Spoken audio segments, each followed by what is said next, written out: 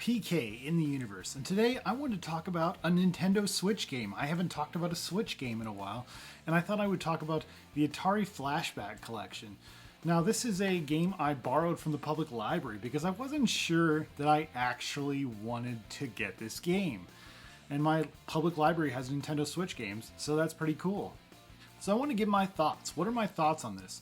I really like Atari games. I have over 100 Atari games in my collection, and I thought it'd be kind of cool to play some Atari games on the Switch. Now, I have to say I can't give this a very good rating at all.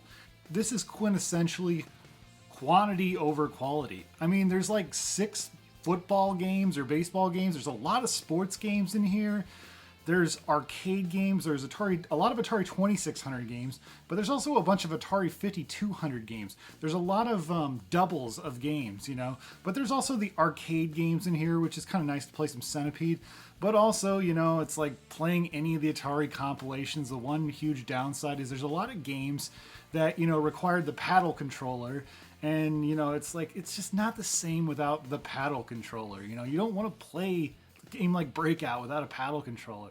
But also there's some like M Network games, I think they're called. Yeah, like the old Mattel games that were also on the Intellivision. Like there's Frogs and Flies, and there's Astro Blast, which of course Astro Blast is Astro Smash on Intellivision. Frogs and Flies is Frog Bog on television.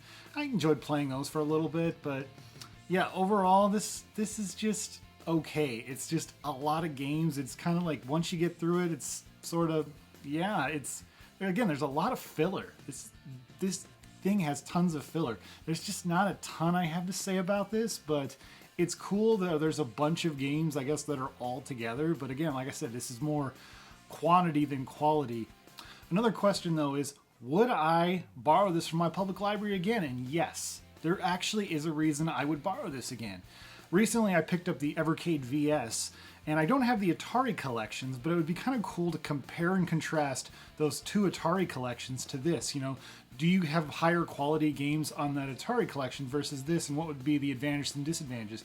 That would be a reason I would grab this. But anyways, so yeah, my thoughts is do not buy this thing, honestly. It's not, if you already have a bunch of Atari games, I mean, maybe playing it on the go is a little convenient for someone. You know, obviously there's Adventure and Adventure 2, and there's some games Atari's actually making right now that are physical versions that are actually available all on this one. So maybe if you want to save some money, I could see that perspective. But yeah, I think overall I would not recommend this. I'm just kind of like, honestly. I mentioned, of course, earlier that I got the Evercade VS. My next video is going to be focusing on that, so...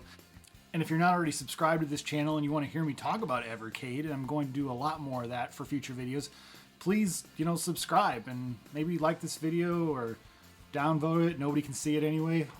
Anyways, thank you all so much for watching, and stay awesome in this universe. Thanks. Bye.